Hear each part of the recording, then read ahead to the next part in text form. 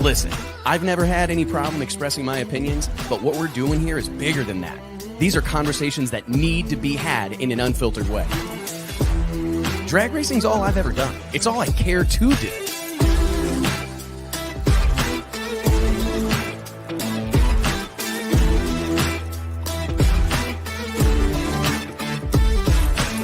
I respect the history, I appreciate how far we've come, but I want more for this sport, and I'll fight for it.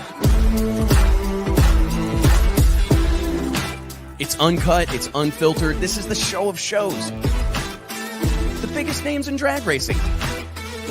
No holds barred.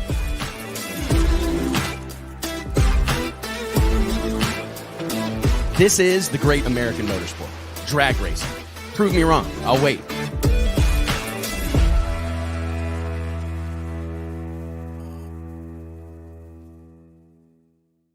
Hey gang, Wes Buck here, Drag Illustrated Magazine, checking in. It is Wednesday, June 21st, 2023, and I cannot possibly begin to thank you guys enough for being a part of this crazy show every Wednesday. It's such an honor, such a privilege to come join you all and talk about drag racing and do a little bench racing. It's a beautiful day here in Fort Worth, Texas. It's like 115 degrees out. We're settling into that Texas summer sun. Can't hardly argue with it, though. Those that know me know that I've got a real affinity for those radiant rays, if you will. As always, we're presented here. The Wes Buck Show each and every week is presented by way of our friends over at Stroud Safety, Redline Oils, FlowRacing.com, and new to the team, new to the roster, Aeromotive Fuel Systems. Remember, support the people that support us, companies and brands that support this show. Let them know we sent you when you do business with them. It's important. Kind of keep the wheels spinning around here. We are coming off yet another barn burner weekend for the sport of drag racing. I'm super excited about today's show.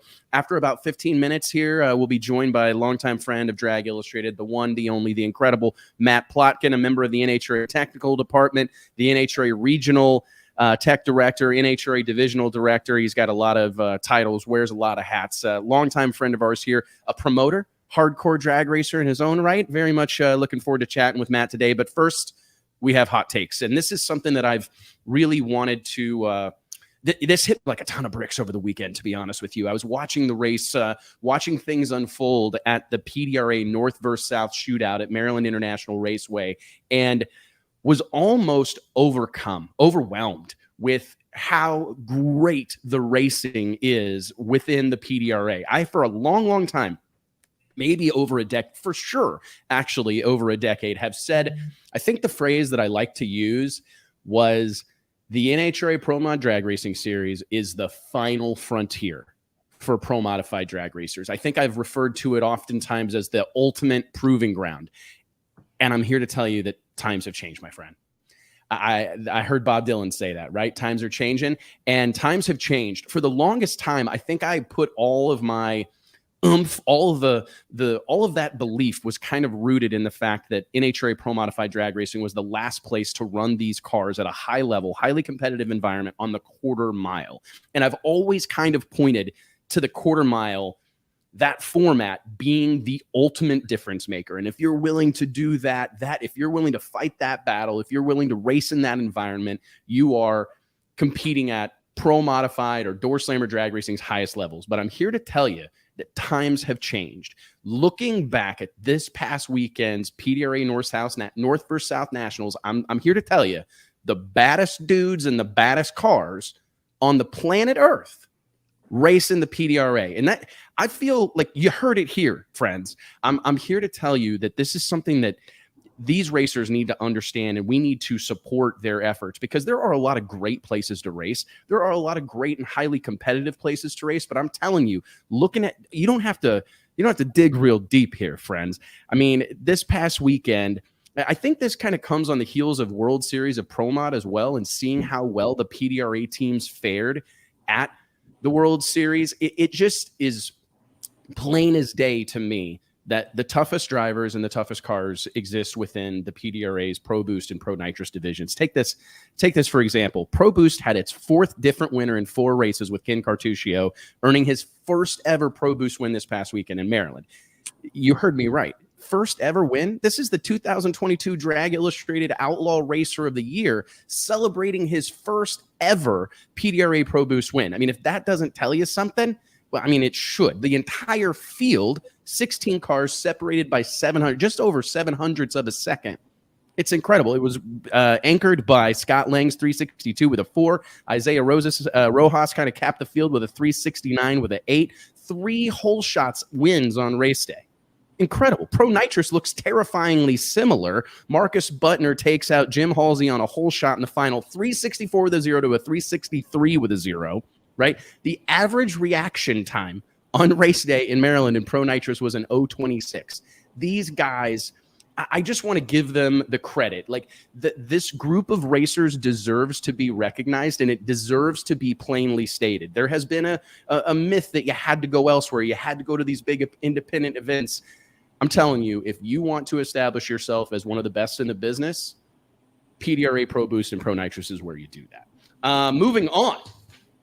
This is another hot take. And I didn't get a chance to talk about this last week. I can't remember what came up that we kind of got derailed. But I'm here to tell you guys, after winning Bristol, and this will be a fun one to discuss with the gang here, after winning Bristol, I truly believe Erica Enders is 100% back and will win her 6th world championship in 2023. I don't know that there is enough of a gap between any of the other cars in competition currently, enough of a margin for her not to be able to close it when it matters most. When I look at the list and I think about experience and I think about crunch time experience, playoff experience, everything on the line experience, there's not a lot of those drivers above her in the top 10. She's currently in 8th, I believe. There's not a lot of drivers above her, short maybe Greg Anderson, and absolutely Greg Anderson, that have the experience when times get tough, when the proverbial shit hits the fan and we're rolling into Vegas or we're rolling into Pomona and everything matters. I just don't know that there's enough of a gap for her not to be able to make it up and overcome it. And I think this whole thing that has happened in the last few weeks where Erica's done and EE's, she's out of it or she's slipping, you don't got to look any further than 040, 021, 015. She went 055 in the semis against Greg. He broke before staging, so that one doesn't count. But what I notice is when a driver knows that they've got I've got a favorable matchup in E1. I'm not going to go up there and push it. I'm not going to go up there and throw it away when I've got an obvious advantage. And they start to slowly step it up throughout race day. That, in my opinion, is the mark of a master. When you see someone's lights steadily improve throughout the day, that's a conversation with crew chief. They're changing clutch pedal linkage. They're making minute changes to just get better and better and better as the day wears on. And I honestly think after everything that the Elite Motorsports team and Erica Enders have endured to start 2023, all the hubbub about it being over and are they ever going to be able to rebound, I feel Bristol, we got our answer. And I genuinely expect to see Erica wearing one of those kind of over-the-top leather jackets this fall and being handed a big check. And that's the hot takes for today. So anyways, I guess let's start the show. Let's dive into some guests. We're short one co-host here today on the Wes Buck Show, Mike Carpenter out of office and spending some time with the family, but I do got JT Hudson and my dear buddy, Matt Plotkin. What's going on, guys? You doing well? What's up? What's up, Wes? How are you? He's got the vintage bounty hunter shirt on and everything. Looking good, man. How is everybody doing? JT, you survive a wild weekend on the golf course, I'm sure? I did. Yeah. My partners didn't even make it through the whole day on Saturday. I had to finish by myself. Yeah. Because like they tapped out or they get thrown out? Or? You call it tap out, pass out, whatever you want to call it. One actually threw himself out of the golf cart. Like he tried to jump a road or something, and when it landed, he like literally fell off. Went flying. Yeah. Is he okay? I think so. I mean, as well as can be. He's waving the white flag. Yeah. Oh, he did. Holy moly! He didn't drop his beer. No way. Yeah. I'm not surprised with the video, company you dude. keep. Well, send it to me. You're supposed to send those like in real time. I want to see the highlights from your weekend. I live vicariously through you, right? So whatever you post on social, I kind of be like, oh man, that looks like that would have been fun, or that's crazy, So I need those videos. I need that footage, man. I'll send it to you. Matt, what's up, dude? How are you, man? Man, I'm great, Wes. Living life. I got to tell you, we were joking about this in the green room, but it's really crazy how far all of this has come. I believe when our paths first crossed, you were like throwing your hat in the ring as an event promoter, an up and coming event promoter down here, San Antonio, Texas area, putting on what was it? The Winter Meltdown, right? Yep. And Bounty Hunters. And Bounty Hunters. I guess let's start here. We can talk about some of the things that I just discussed, but what do you make of this whole? I mean, we obviously got to talk all your NHRA stuff, but before we do, what do you make of how far this whole no prep? I mean, I think there are plenty of us that didn't know if the success of the television show would translate to like traditional drag racing events and traditional or established racing facilities around the country, but it clearly has. I mean, what's your take on it? Are you surprised? I don't want to sit here and say I told you so, but I told you so.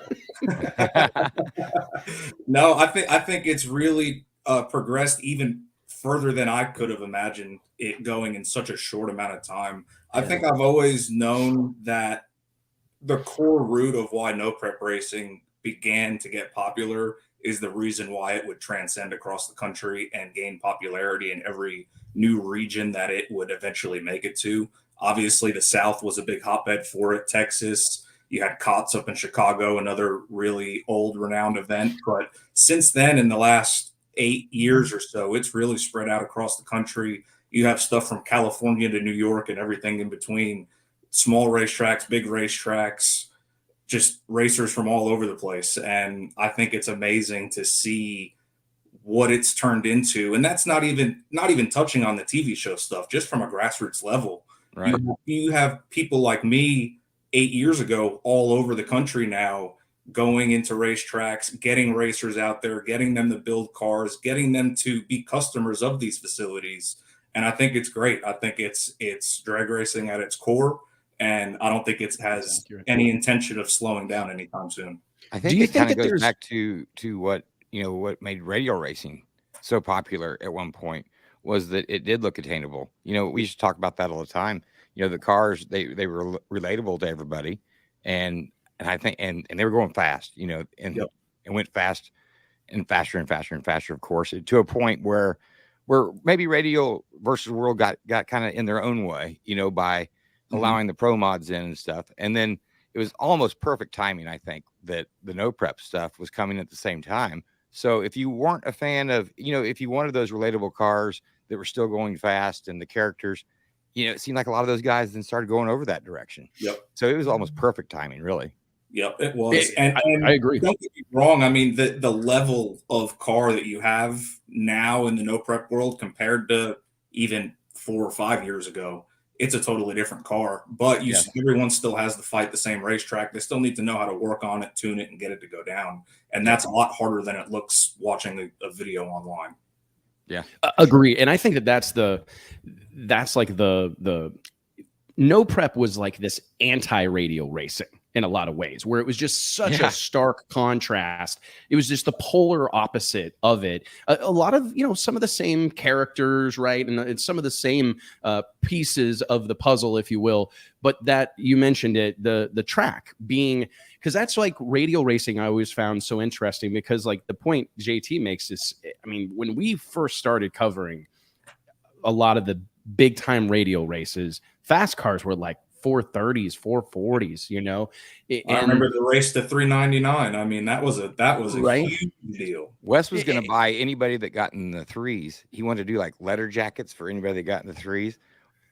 We'd be broke now, right? We'd be broke. Oh my God. You know what I mean? Like, that program pretty quick. Yeah, man. I mean, we couldn't have done it for a week, I don't think, No. And it's a real weird thing how far out of control it got in such a hurry. But I really think you're kind of hitting it.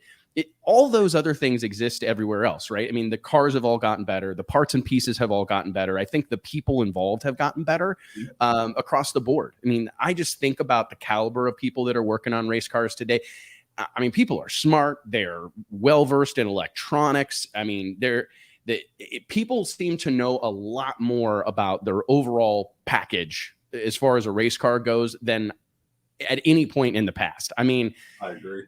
There were guys, I've known racers for years and years and years that may have welded 4-link bars solid, may have had zero adjustability on shocks because it didn't change anything. They may change wheelie bar height. They may change some air pressure, but they're not making the nuanced decisions that they're making today, weight placement, weight high and low in the car, et cetera. It's much more nuanced. And I think that exists across the board, right? Yep. Where I'm headed with this is the track. Is the tire got so good? Right. I mean, if you think back, the Mickey Thompson drag radial, the evolution that tire had by itself, like that's a pretty cool story, how far the tire came. And then it was met when and I don't know that we know the limit of that tire, the Mickey Thompson Pro Drag Radial. I don't think we know its limit to this day. I mean, we've seen that tire go 340s in the 8th mile, right? So, and 570s in the quarter mile. I mean, it's insane. But somewhere as the tire was elevating and getting better and better, the track started getting better and better and better and better and better. And we started racing in the middle of the night. We started doing these nighttime events, and we start doing all these things.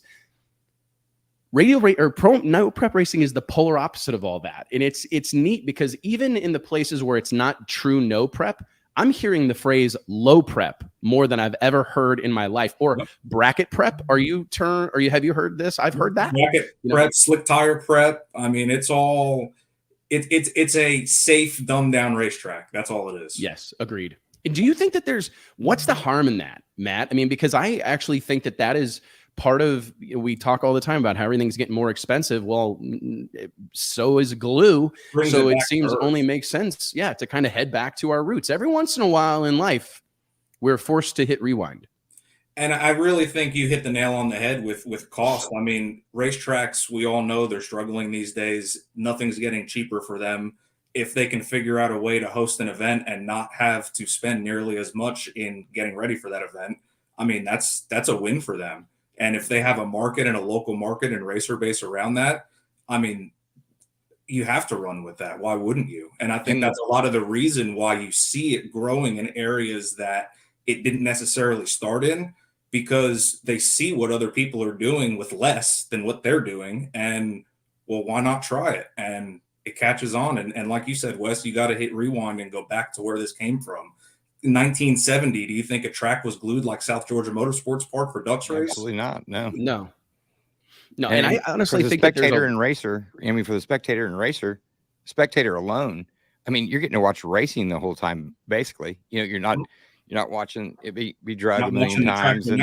Yes, that's right. And there's this such a broad subject, right? Because it seems like a narrow focus, but I honestly think that you could apply a little bit of that thought process to our entire sport and maybe motorsports in general, right? I mean, because you point to what is it that is attractive about Street Outlaws and No Prep Kings, and I think it does harken back to that relatability, seems attainable, the Top Fuel dream. You know what I mean?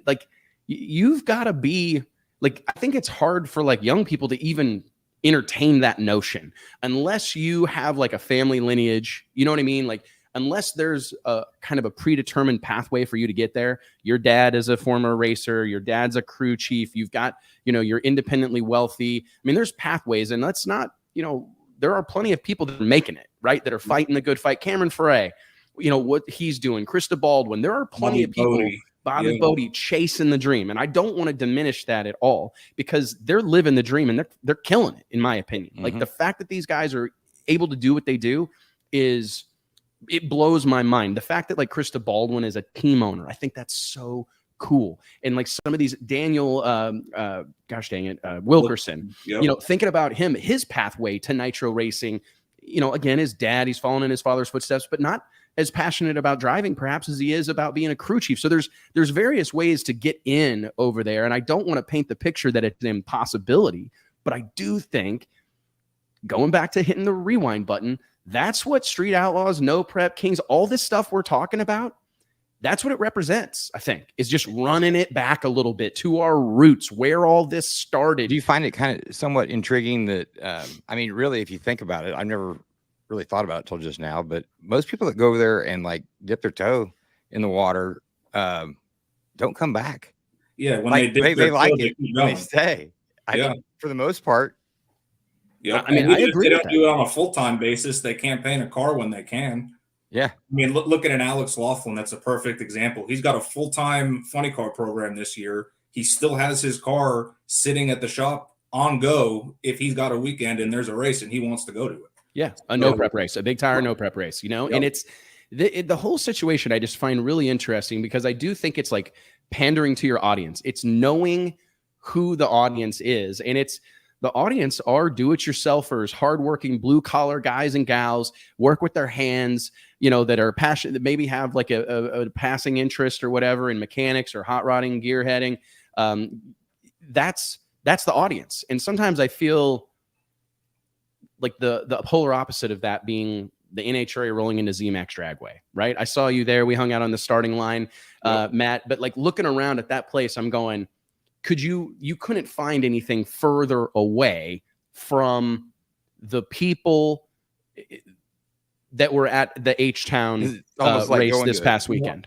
Almost like going to a like the circus or a rodeo in Brown County. Like it's a polar opposite, but I think it's real important to also state that both have their place and both are super important. Yeah, for sure. 100%. Without a doubt. I mean, ZMAX is one of those places you can, and Wes, you were standing right there next to me. You just stand there and do a 360 and you're like, this is the mecca of drag racing.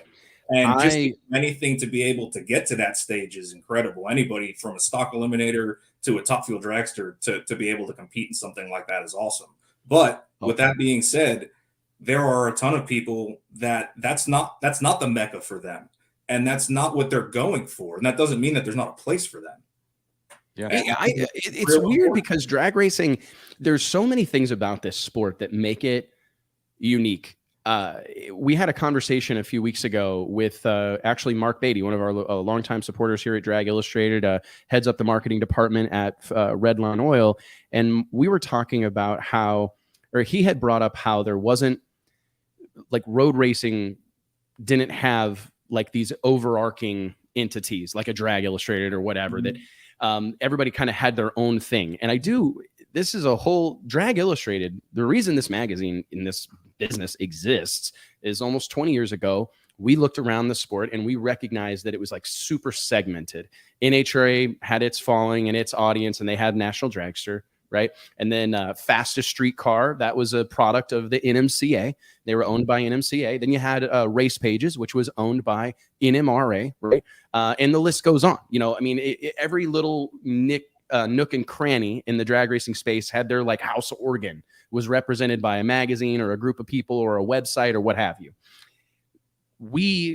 Our goal was to follow in the footsteps of the media people that had come before us, that painted a wide swath, the Superstock and Drag Illustrated specifically, and some of the other titles that kind of covered the entire sport, not just a certain segment or a certain brand.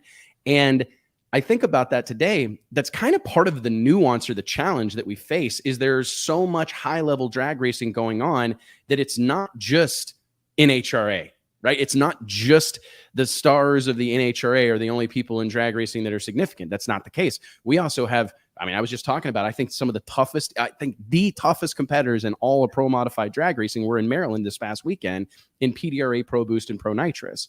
And then you've got, like you mentioned, Brown County at War in the Woods and all these various MPK. We haven't even talked about MPK. They're on their third of a 5-week stretch here with big crowds and hella turnout, really competitive racing. There's so much ground to cover here, right? That it's so interesting because it's much clearer in other sports. Like one of my go-to examples, the UFC. Like, I don't think there's any question that the UFC is the pinnacle of mixed martial arts, right? Everything else is below it. Man, here in drag racing, I think everybody wants to like argue for who's the man, or where the toughest racing is, or the best cars are, or the best tracks. It's a really, really interesting thing. And we need it all to be successful. And to your point, Matt, I think most all of it is right now. Do you find that interesting? The NHRA starting the season with multiple sellouts, really big turnout, great car counts, PDRA having great car counts, NMCA having great car counts, obviously tremendous fanfare following the MPK series as it gets started here in 2023. What's your overall, take on the health and wellness of the sport right now, Matt? So I kind of have the same opinion as you. It's really, really strong. Like you said, there's been a ton of sellout crowds, a ton of really good, strong, supported car counts, even with some of the parts problems and availability that we have in the world today. The supply chain certainly isn't helping things, but I think people are going above and beyond to try to get out there and be a part of these big races and big movements. I think the competition is at a level that it's never been before for multiple different series. You touched on PDRA. I'll touch on some of the NHRA stuff. Look at Pro Stock. I don't think Pro Stock has ever been tighter than it is right now for the cars that we have. I mean, in Charlotte, number 2 and number 16 were separated by 400ths. It's just insane. So I think the health of the sport is great. I think it's unfortunate that we do have some facilities that are disappearing, but I think it's important that we all try to embrace the ones that we have and show people that the sport is healthy, is strong, and is growing, so we can try to build those numbers back up in the future. I think it's the only way we can work towards that. I agree. It's just, and it's reminding people of that. And it sometimes we like joke here internally that like, man, are we beating a dead horse? Yeah, maybe, but you have to. That's what's required. You know what I mean? Like, you have to be singing that song all the time, or you will undoubtedly be drowned out by the negativity that exists elsewhere.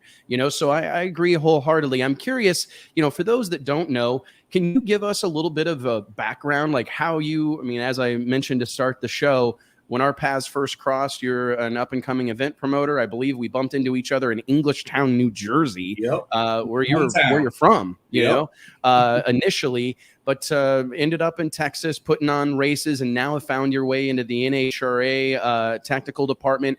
Just can you kind of take us through how this whole thing has come to be and introduce yourself to our audience a little bit? Sure. I mean, as you alluded to, I've been involved in promoting no prep races for 8 years. That was really my big burst onto the scene. But I've been involved and around drag racing my whole life. Grew up around NHRA drag racing. Did a lot of pro stock stuff. Victor Cagnazzi is a real good family friend of ours, so I was able to grow up around Erica when she first started. Dave Connolly, Jed Coughlin, Roger Brogdon. There was a lot of big names that I was able to grow up around at a very young age and just start to learn the sport from a very high level. Ended up moving from New Jersey to Texas to go to school and pursue my mechanical engineering degree.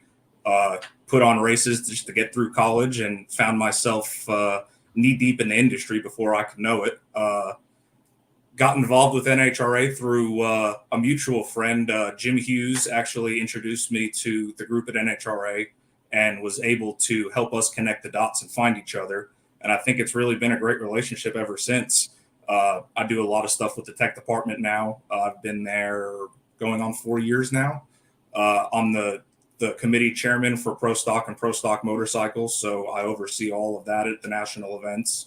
Also involved in a lot of parity and rule-making decisions, analyzing performance data, creating safety rules, just making sure that all of our competitors are doing things in their best and our best interests. And that's really got us to where we are today. I think this is actually like great news, to be honest with you, like just to be able to share with the masses that there are people that work within the NHRA that are members of the tribe, right? I mean, I do think there's a sweeping belief system that everybody that's involved with the NHRA is a bunch of bean counters and, don't have any interest in the sport and aren't passionate about it. And here we are talking with a member of the technical team that is like a die-hard since birth drag racer. How much of a fresh perspective have you been able to bring? I mean, do they have in your meetings, in your conversation, do they respect and appreciate the fact that you've got this like really different perspective than maybe some of the people that have operated within the national event or even divisional scene exclusively throughout their careers maybe have? I think so. And I was kind of nervous when I first started going into it that I'd be met with kind of the old guard of this is the way things have been for 40 years. And, if you have a different opinion, then, we don't need it. But that's really not the case at all. I think everybody within the organization at any level understands that the sport is constantly growing and changing, and any kind of new, fresh perspective that can be brought to the table for whether it's classes, rules, suggestions for how events run, things to promote crowd attendance. I mean, you name it. I think everybody is more open now than they've ever been to those conversations. And I think some of that is showing through to some of the things you said, the sellout crowds, the better performance on the racetrack, the higher car counts. I think it's all starting to translate. But I will say it's a big ship. It turns slow. Things that I would like to happen in a month or two take longer than a month or two. And it's an adjustment period from the world that we come from outside of that, to where if we want to do something, we just put our foot down and say, this is how we're going to do it. It's a little different over here. And I don't necessarily think that's a bad thing, because it allows you to get a lot of different perspective from people that have been there and do understand how the business end of NHRA works. Because someone like me from the outside looking in may think one thing, but when I'm here and actually have my feet in it, realize, well, this is the reason why things are the way they are. And the outside person doesn't necessarily get that perspective to understand that. Yeah, fair. What do you think your biggest surprise has been, as you've dived into this role with NHRA? Has there been anything that really surprised you? I don't know that's necessarily been a surprise. I think if there's one thing, it's just how much the teams, and I deal a lot with pro stock motorcycle, pro mod, most of your heads up alcohol classes. They really, really love tech. They love seeing us. They love us crawling through the cars. They love knowing that we're keeping the playing field as even as possible, and that there's nobody out there that can be doing something because we're not looking for it. And I think it's really helped a lot with the parity in all of the classes, from pro stock on up and down. Just the fact that we're hands-on in the pits with these guys, checking things that aren't necessarily checked all the time, I think it really plays a lot. And that surprised me. I didn't necessarily think it would be welcomed. Yeah, because that's what I'm thinking right now. Like, I think like pretty much everybody out there would likely believe, like, oh no, we want to be left alone. It's kind of like the government. Like, you hear everybody say, like, I just want to be left alone. Just leave me alone. But I've had a very similar experience, Matt. Especially like World Series of Pro Mod. One of the first questions that I would get from racers once they had accepted their invitation and committed to participating wasn't about what the rules were going to be. It was about, would the rules be enforced and who would be enforcing them? And I think that you really hit a cool topic, because it just speaks to the level of people that exist out here. Is they want it to be buttoned up. They don't want there to be any questions. They don't want there to be any, perceived lack of legitimacy. They want it to be on the up and up. And that's kind of an interesting thing, because I think that's something that you're hearing from the Pro Mod group right now. The NHRA Pro Mod group is they want to be stringently teched. Yep. They enjoy when we come to the pits and start checking stuff. Fortunately, up in New England, when we were sitting there in the rain for most of the event, we did have the opportunity to go through those cars more than we would when we're running around, actually running down the racetrack. And that was the general attitude of, thank you for looking at this stuff. And that's why we're here. That's why the rules are in place. That's why we go travel the country and go to these events, to make sure that the customers are happy and that the rules are being followed, so that we have good competition. Do you think that it's as hard? Like, sometimes I think we like for certain things in drag racing to be hard so we can talk about them being hard, right? Like, I think it's like the classic case of like the salesman who wants to like all day talk about how hard he's working and how hard this is and how many calls he's making. Like that part of that is par for the course, right? Like, it's just what it takes. Do you think Pro Mod, because if I had $1 for every time I heard somebody say the phrase, oh, it's just impossible to keep all these combinations close, I'd have hundreds of thousands of dollars. Like, that is the prevailing belief.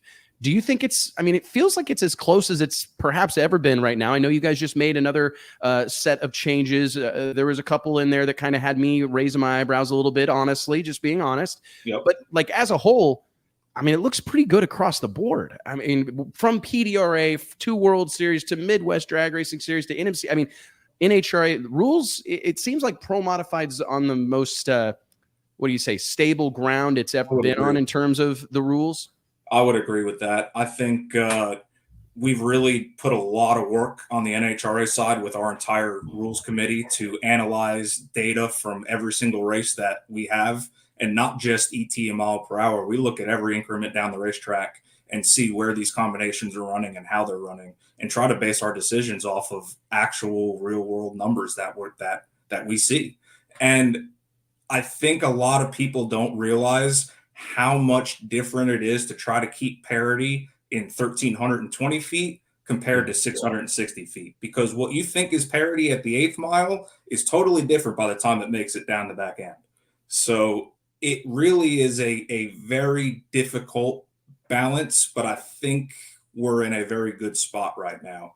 I think what you're seeing with the changes we've made in this most recent set is just us buttoning up the ends on a couple of combinations that were just a little further out than we wanted them to be from each other. But the overall health of the class, I mean, look at the entry list for Norwalk. There's 21 cars signed up to go to Norwalk for NHRA Pro Mod. That means there's 5 cars that are going to show up, run a bunch of laps down the racetrack, and not even make the show. And that's at the highest level. Like you said, Wes, quarter-mile drag racing, there's no one that does it better or faster than NHRA for Pro Mod. No. And there's 21 people that think that they can leave without Wally, and that's pretty amazing to me. I find it very interesting right now, because it's that last batch of rules. I felt like it looked to me like fine-tuning, something of fine-tuning. And I do think that you guys collectively, I mean, there are some stats that I do think, like, I'm trying to pull this up here. I think ProCharger cars have won something like, I don't know, 18 or 19 of the last 27 races or something like that over the course of the last 3 years. So it's no doubt been the dominant combination. So I do think that they've had to, that's a tough one, right? Because it's this perfect storm of early in its development. I'll give you this analysis, Wes. If you that have those ProCharger wins and look at what combination they were running 3 or 4 years ago before ProCharger, they still had the same amount of wins. The cream always rises to the top. I agree with that. Teams that work the hardest are always going to be there regardless of the rules or the combinations that we have. I just think right now, for the guys that are running the ProCharger stuff, it's what fits their bill for how they run their program the best. And right now, those guys are running at an extremely high level. We'll see what the changes we may do in Norwalk. I'm pretty confident that we're going to have a very tight field for that race. Well, and it's from what I've been able to gather that the ProCharger package, the real advantage it's that it's so raceable. Is that it's how it's run compared to the other cars. And I think if you talk to people that have worked on a roots blown, a screw blown, a nitrous, ProCharge, they'll tell you that the ProCharge probably is the least amount of maintenance because of the reduced blower speed, the reduced engine speed. It's on a package that is really a polar opposite from what you would see at a PDRA Pro Boost ProCharger combination. They're run nowhere near the same. So I think right now you see those people running those combinations for that reason. But I'll be the first one to say I don't necessarily think it's the best combination to run, because look at what happened in Charlotte. You see issues with the head unit. You see reliability issues. It can run the number, but when you're in the finals, can it run the number? And I think a lot of people take that for face value, and that's why you see the screw blowers, the roots blowers, the stuff that you can bolt on and know that when you make it to the other end of the racetrack, it's still there. And that speaks to it being early in its developmental lifespan, right? I mean, every product has a life cycle, and it's so early in that life cycle that it's facing some of those like new kind of uncharted territory type of situations. But it does, like, I think the abundance of power, what it reminds me of, and I'm curious your perspective on this, because I really think it reminds me of like the twin turbo 88 millimeter Hemi combination at its height. Maybe at like the mid 40 boost level, right? And that's what I was getting at. Look at 5-6 years ago, what teams were running the top with the twin turbo combination, and it's the same. In fairness, I think it's the same reason.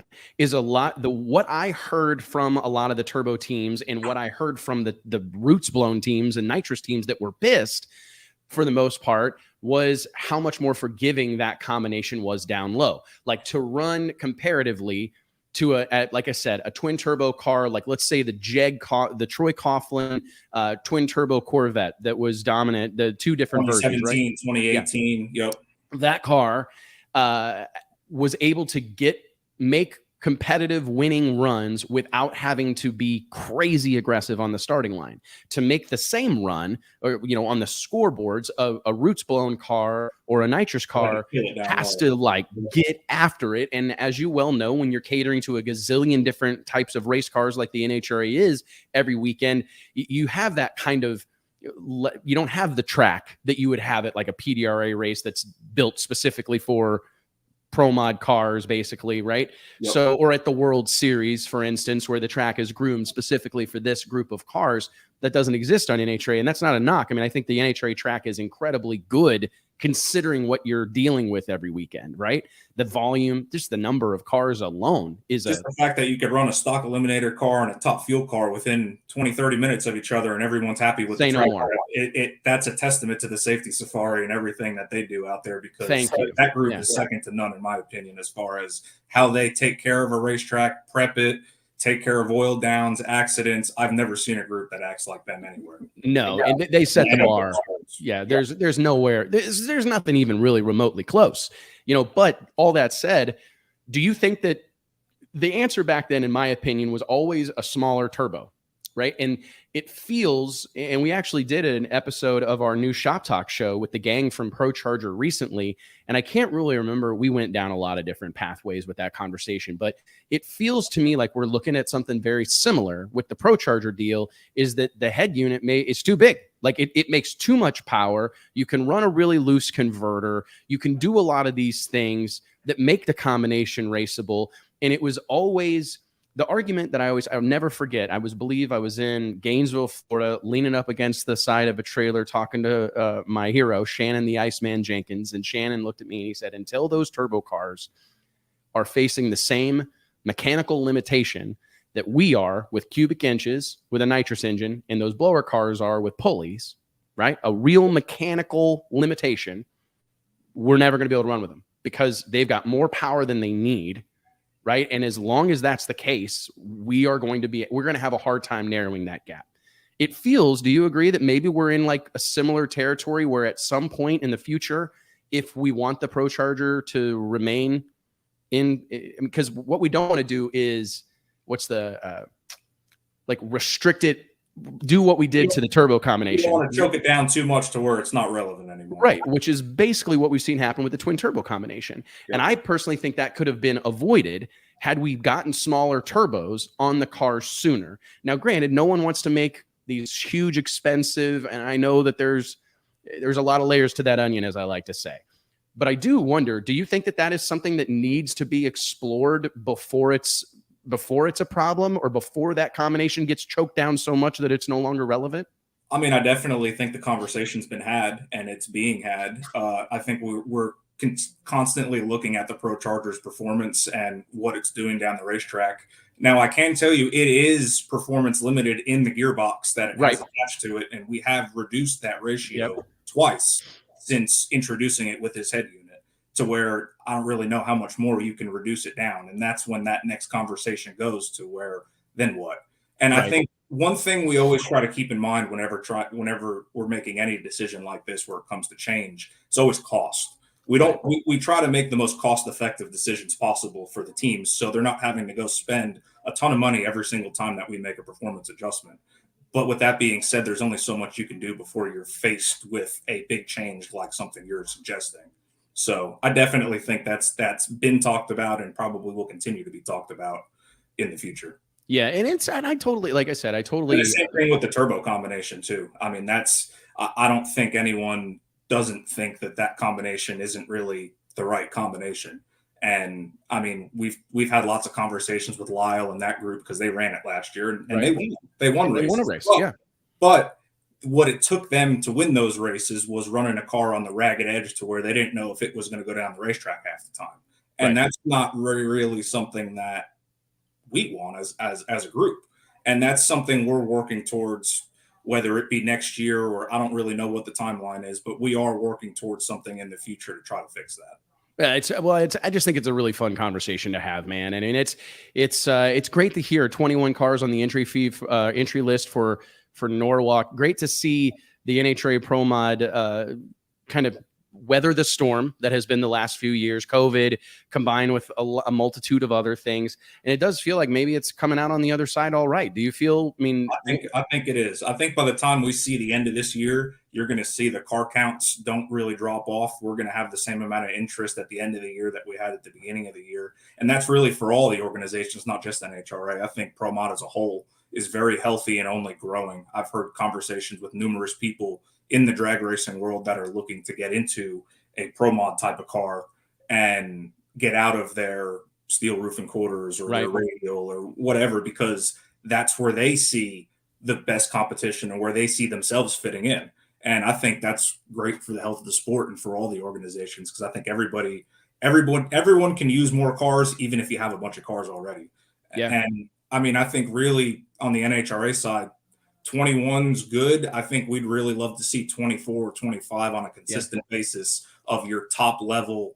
Anybody that rolls through that gate can qualify in the top half of the field and compete for a Wally type of situation. And I think we're really close. I can't argue. You're seeing a lot of new names, a lot of new teams, and names that are new to NHRA but are not new to me or you. We know these guys because they've been around outlaw drag racing forever, and they're finally making that step up into this league. And I think it is making everybody else that's already been here just step up that much more, because we know the level that these guys race at.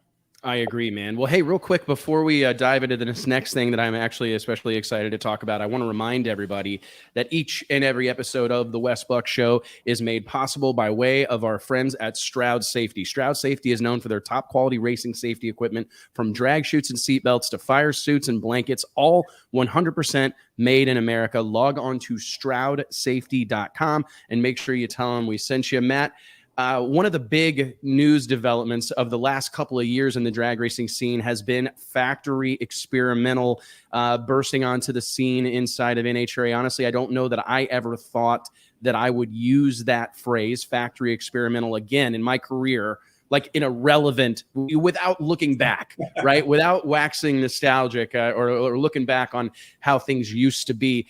Let's talk a little bit about where we're at in this venture with Factory X, where I know we got a couple of cars in circulation. There's rumors perhaps of an exhibition as recently or as soon as this weekend in Norwalk. Let's just, for those that don't know, why don't you give us a little primer on what Factory X is and where we're at in this whole process?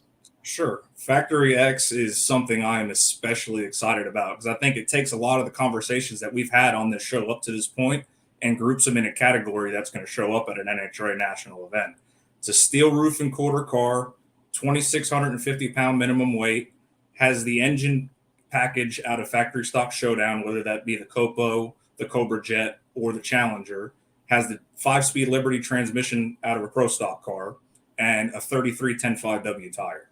So I think it takes a lot of the best aspects of what we have in drag racing in the different areas, your factory appearing car for your relevance, your 33 10.5 tire for your outlaw 10.5 flare, your factory engine combinations to bring back the brand battle. I really, really think it's something that a lot of people have been crying for a long time, and it's finally going to come out and be what everyone hopes it's going to be.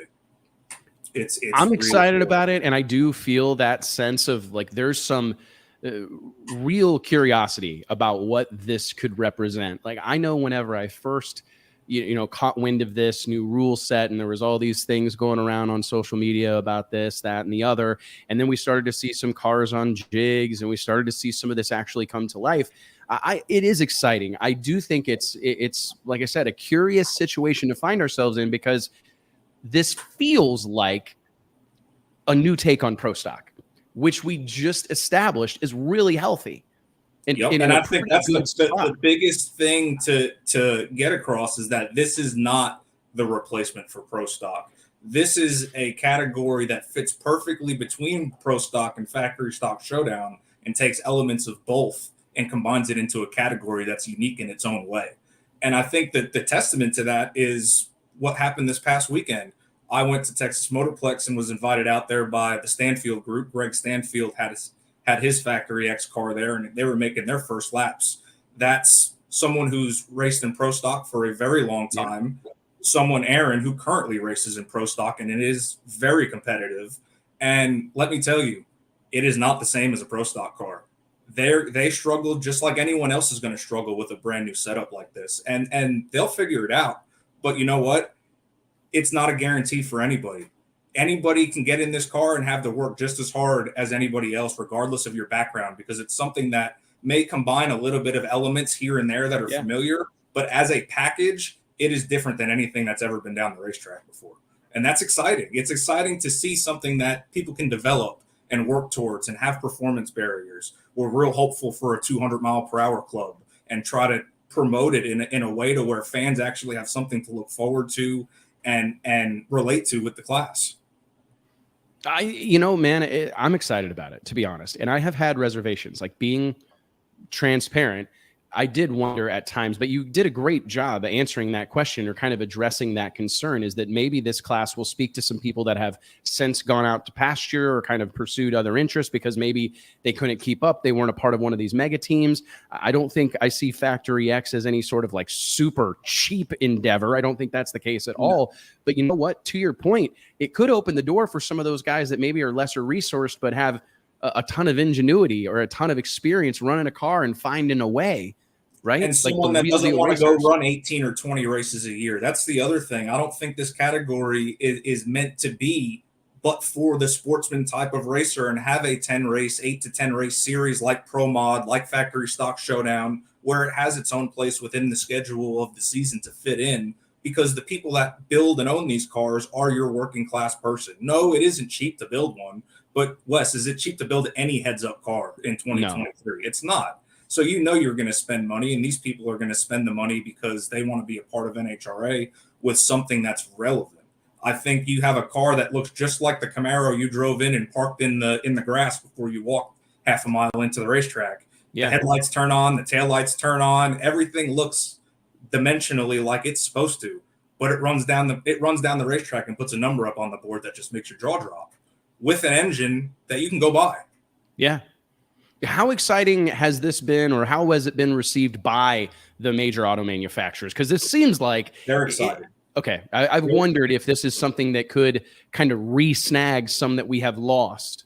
They're excited. I know people will go out there and say, it's too late for this. Everyone's going electric. This should have happened 10 years ago. Should it have happened 10 years ago? In my opinion, yeah, because 10 years ago, I was that kid that was pointing my finger saying this is how it should be.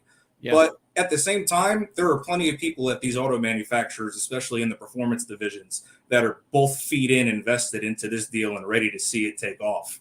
And that excites me, because that just means that the consumer at the end of the day is going to keep the relatability for as long as possible. If the manufacturers are involved and they're excited, that means the consumers are going to be involved and excited too. And I think that's one thing that Pro Stock has lost in the last 20 years that this class could gain. I mean, let's face it. I love Pro Stock. It's my favorite class in NHRA, but the cars don't look like they did 25 years ago. And that in a very big way affects the 10-year-old kid that's looking at it, and dad's got a car in the driveway, but this is supposed to be it, but doesn't really look like it. So that's cool, but I'm going to keep walking. You see this and it looks exactly the same as any car you can go out there and buy. I think that speaks a ton, especially to the younger generation, and trying to keep them interested in the sport. I can't argue that at all. I mean, and I think if it's another place, like a high profile place for some people to race, because that's the other thing, is that one of the most important things in all of drag racing is just great places to race with high visibility. And that's been kind of, for me, the most exciting part about some of these things that have popped up in recent years. I mean, I would say one of the first and perhaps most significant ones, no matter how you feel about it, Donald Long and what he created down at South Georgia Motorsports Park and Orlando. You really can't bat your eyes at that. I mean, it's extremely significant because it produced Stevie Jackson and Keith Barry and Kevin Mullins and Dwayne Mills and Mark Mickey and, the list, all these hitters and all these guys that we've known, we've seen go on to Jason Lee in NHRA Pro Mod, Manny Bajinga in NHRA Pro Mod. There were a lot of guys that and there was also some dudes that had kind of found other things and gone on to the other stuff that were given a new lease on life by bringing their experience and their knowledge to the radial ranks. I think about No Prep Kings. Street Outlaw, just these high profile, high visibility places, because we need those to create new stars. Because I think the future that we're looking for is when a guy like that kid walking through the pits sees a dude and it doesn't care what he drives, wants to buy whatever it is, but he sees a star, he sees somebody that he relates to, he sees somebody that he's a fan of or that he connects with on some emotional level, right? Like, this guy's like me, or this guy's from a place like I am, or has a job like I do, some way to connect with somebody, or I like his personality, I like the way he dresses, I like the way he carries himself, I like that he's a tough guy, whatever the case may be. Another place for those personalities to be introduced at a high level, I'm super excited about, because to your point, those blue collar, hardworking, those are the most relatable characters. Yep. You know, and that's where drag racing started. That's where drag in the 60s, 70s, 80s, when all of the names that we hear in stories were the guys like me and you that were out there. That's how it was. And that's one of the things that really excites me about Factory X is every single car I've seen so far has some kind of throwback paint scheme to the 70s, 80s, trying to bring that vibe back that we had back then. And I wish I could have been around to experience it. All I have is the stories from my dad and other people that were there and got to experience it. But I think the fact that people are trying to bring that vibe back, I mean, that vibe is what's going to save drag racing, if there's something that's going to save drag racing, because look at how it made it back then. I agree, man. I mean, it's all about like being authentic. We talked about this a few weeks ago, and like some of the struggles that these gigantic venues find themselves in or find themselves facing. Sometimes it feels like, hey man, we went big time drag race. We went to the mainstream and kind of maybe forgot where we came from and forgot that this is a bunch of outlaws and badasses and rebels. And, you know, we kind of need to let them play, let them tinker. And I think that that's what you're going to see drive the bus on Factory X. Is there are a whole lot of, look at Comp Eliminator. Like, there's no harder way to like exist in drag racing than in Comp Eliminator. Like, it is brutal, right? I mean, people especially go out here of in their Division way. 4. Oh my goodness. People go out of their way to like find more difficult ways to do it. Like, I'm going to build a minivan, you know, with a twin turbo 4-cylinder in it. I mean, it's like, why? But that's they're tinkerers. They want something, they want a Rubik's Cube of sorts. And I think that this Factory X is going to give a whole lot of guys a Rubik's Cube. Do you see this being something of like Don Schumacher fielding some factory stock cars? And do you see like some of these other teams going, hey, we need to have one of those out here? Yes, and I could see it for a multitude of different reasons. I mean, look at like an Elite or KB having that as a rental seat for someone they're trying to develop into a driver. This is a car that our goal is to not introduce it going 650s like a Pro Stock car does, but it still gives you the 25-1 chassis, 5-speed Liberty. It gives you the feel of what you're eventually going to get into. And I think your bigger teams are going to have cars out there eventually. Maybe not when we first get started, but as this deal progresses and goes down the road, I think you're going to see value in this class for those teams, both for a rental aspect and for a competitive aspect. Because let's face it, these cars are cool and people like going fast. I could see someone like Erica Enders getting in a car and running a race, because why not?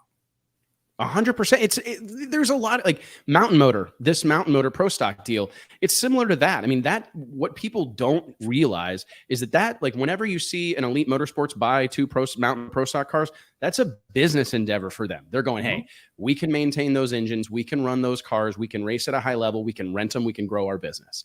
And I think you're right. I mean, for a KB Racing, for, you know, KB Titan, for an Elite or whatever, there may be an opportunity. And for a lot of these Top Fuel and Funny Car teams, there's a possibility there to have another car in the stable that you can rent to somebody. And let's be honest, I know it's not the most like fashionable thing, and some people like, I think the hardcores are a little bit, you know, turn their nose up at the rental deals. But for a lot of these folks, that's like the best option.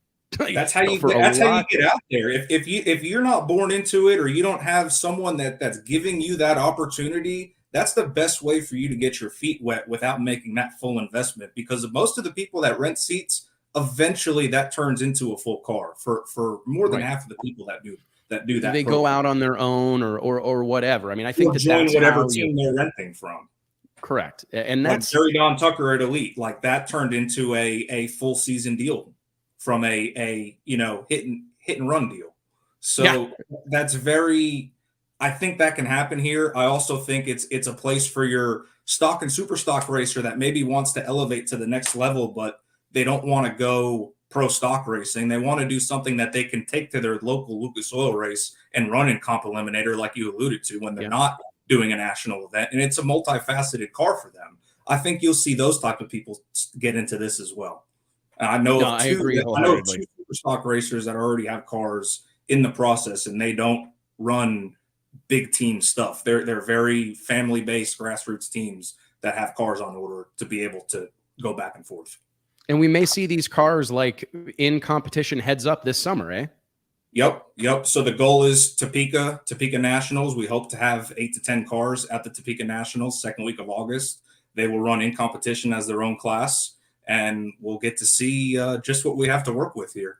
I think there's a chance we may see an exhibition in Norwalk this weekend. I know Greg Stanfield's bringing the car. I don't know if they're planning on running it or not, but it is going to be there on display so people can actually see it up close and see that it does exist, and try to promote the class. Holly has done an amazing job stepping up, being the title sponsor for this new series that we have. And I think it's going to be great once we get it going. I'm super excited for Topeka. It's going to be really hot. Don't get me wrong. Right. It wouldn't be Topeka if it wasn't 115 in the shade. But it's going to be exciting, and I can't wait. No, and that's where you want those cars. Like, that's going to be an exciting environment for those cars to make their debut. Not like, in October when it's going to be beautiful and glorious and 70 or whatever in Dallas, but no, it's going to be that's going to be a really, really, really rough environment, but an exciting environment, right? It should be a hell of a show for the fans there. Okay, so here real quick before a couple more things, let me pay some bills real quick, JT, and remind everybody that each and every episode of the Wes Buck Show is brought to you by our friends at Redline Synthetic Oils. Redline has a reputation with racers and hardcore enthusiasts for creating products that perform and protect better than any on the market, and they've been doing it since 1979. Whether it's your race car, your tow rig, your motorcycle, or your lawnmower, when you think about lubricants, you need to think about Redline. For more information, log on to redlineoil.com. JT, let's dive into our Q&A for segment of the show. This is something we've been trying to get going for a while, and we get a lot of great questions sent to us via DM or email, and I want to remind you, we want to hear from you. If you have something you think we should talk about, a guest you think we should round up, a pressing issue, or something that you would like to share with us, drop us a line, send us a message. It's wes@dragillustrated.com. Love to hear from you via email. You can certainly send me a message on any of the social media platforms, Facebook, Instagram, Twitter even. I'm starting to dive into Twitter a little bit more than I ever have before. But we got some great questions to start the day. And this is actually going to be a great one to get Matt looped in on. This question comes from a friend. And he's been really up in arms about this. Is NHRA's Pro Mod sub rule an unfair advantage to big money teams?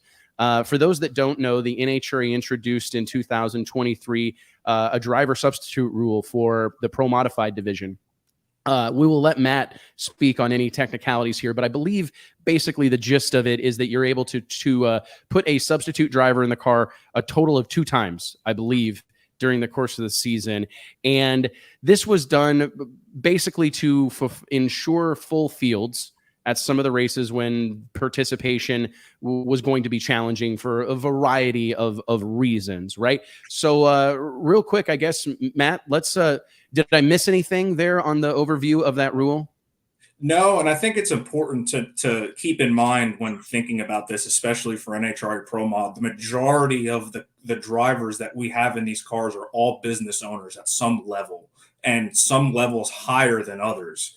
And sometimes when business calls, you got to go. And you may not know until Wednesday or Thursday before the race that you're not going to be there. And before this substitute rule, that left us having race-ready cars sitting in shops across the country, not competing in events because the driver wasn't available. And to your point, that created situations to where there were some races that didn't even have full fields. And I think the organization collectively put their head together and say, what's the root problem? Why is this happening? And how can we best go about fixing it? And I know it's not something that appeases everyone. There are positives and negatives to having something like this, but ultimately it allows us to have full fields at more races and have more competitive cars at every single event for competition purposes, for the show, for the fans, for everybody, because we don't want to see race ready cars sitting at home not able to compete. I think you kind of make the same points that I would make. I will be honest that I'm extremely lukewarm on this. I can make an argument for it just like you did. I think that that's a fair statement. And there's been plenty of instances in the past where, you know, you've seen a car sit or a team actually have the car on the property. I mean, there have been multiple times that I've seen a car on the property in the pits, maybe even unloaded it on Projects, but don't see it on the qualifying. Don't see it because the plane didn't land. Right. And you don't see that car ultimately doesn't compete because the driver wasn't able to make it. So I totally understand, but I think my argument, or at least, and there's not even an argument because there's no sense in arguing about it. I mean, I understand. I think it has to be policed, and I think it has to be, you know, the rules have to matter, you know. So whatever the rules are, I don't have it in front of me, but I do think they have to be paperwork, and it's got to be signed and documented, and it's not just they call us up or run over to the trailer. Hey, we got this guy in here today. No, it's very organized. It's done in a very organized manner. I think that's extremely important, and I do think that you're catering to your audience, you know. But it is. I do think that it cheapens it, in my opinion. I do too. I'm just I just think that I'm a touch lukewarm on it. I completely understand the reasoning for it. Like, I can't argue. I don't think there is really an argument against anything that you just said. I do think, though, you kind of have to make some of these tough decisions, like, along the way. Like, I venture to say at some point in the future, my opinion is this goes away. I think this is a stop fix type of deal. Like, this is a short-term fix for some participation issues that, if everything works the way it's supposed to, will ultimately go away. Because, I mean, you're talking about participation going back up in NHRA Pro Mod, and I think somewhere along the way, a decision has to be made. Is this going to be a group of guys club racing, or is this going to be the baddest of the bad, where it's a priority and, like, you would miss the business function? You know what I'm saying? Like, do you want to get to the point where the NHRA Pro Mod series is so significant that you would never miss the race? You just never would. I mean, like, and it's tough because I feel sometimes, and this is like the ongoing identity crisis of the high level drag racer, right? Yep. Is that it's so expensive to do this that you have to either have generational wealth, you have to have, you know, the big business that you mentioned, you know what I mean? Or the small to medium sized business to support something like this. So those things are a big part of it, no doubt. But I would want, like, just for instance, World Series of Pro Mod, ain't no chance. You know what I mean? You cancel your plan, you cancel your cruise, you get divorced, you shut the business down, you do whatever you got to do to be at that race. You know what I'm saying? Yep. Because it's the biggest deal in the world. And I see what you guys are saying too. You know, but I do think it waters down the driver aspect of it. I think so much. I don't disagree with that. because you've complained for years that you want to be treated like a professional, right? You want to be you want Pro Mod up there on the stage afterwards, right? You know, well, to be a professional, you know, this is the biggest, baddest pro mods out there, right? And it ought to mean something that you're there racing that car. It shouldn't be, let me that car's sitting there. But, you know, like, if Brewster Baker didn't show up, you know, he wasn't going to get to run, you know. Now, let me play devil's advocate real quick, because the point we were just talking about, Wes, with rental seats, now you have an aspect to where someone's going to get in that seat and not even have to pay for it because they're not renting it. They're substituting for someone and earning them points. Now they're getting their feet wet at NHRA Pro Mod at an extremely discounted rate. And you know what? They may get out of that substitute seat, say, you know what? I'm going to go get my own car, and I'm just going to come to all the races now because I like this. Or pick the well, I mean, I thought someone about a else owns the car, right? Yeah. I mean, think about what we saw in Bristol, or was it in Epping? Yeah, whatever. Just even getting to see Marcus Burt race in NHRA Pro Mod, like, for me as a hardcore door slammer guy, and a huge fan of Marcus Burt. I mean, to see the Axeman's name on the NHRA entry list is not lost on me. I mean, I text him immediately. As soon as he sent me the message, like, I got the call, I'm going, like, I got chills right now. I mean, this is me talking about a buddy, like talking about one of our racers, Marcus Burt. Like, I was so happy for him to have this moment to go race for a Wally, and it's turned into a handful of them, and he's done a hell of a job. And then we see Tony Wilson getting a shot, right? Getting called up to go participate and drive, race a quarter mile 570 car. I mean, it's been great to see Todd Scudero fill in. Yeah, man. I mean, I don't discount any of those things. But to JT's point, I don't think it can be, I think it does cheapen it to some extent. Like, but it is, this identity crisis conversation is kind of fun, because that is really the battle out here, is that very few people actually earn their living doing this, right? Like a NASCAR driver would never miss a NASCAR race because of a board meeting, you know what I mean? Or because of some business function, because that's how they make their money, the team. You know what I mean? Driving the race car. Being born. You know what I mean? Right. Yeah. But drag, we're not there yet. And so that's what I said, that I think of it something of a stopgap or like a short-term fix. It's like, what we need to do right now is that make sure the NHRA Pro Mod series looks good on paper, right? And one of the ways you do that is make sure the fields are full, right? And I think that this is a stopgap measure that will ultimately go away as the Pro Mod series kind of gets back to its former glory. Like when you get back to a point of having 24, 25, I know their goal is to have like 30 cars at Indy. Like that's the measuring stick or whatever. That's what they want to achieve. And once you get back to that point, I don't think this is as significant.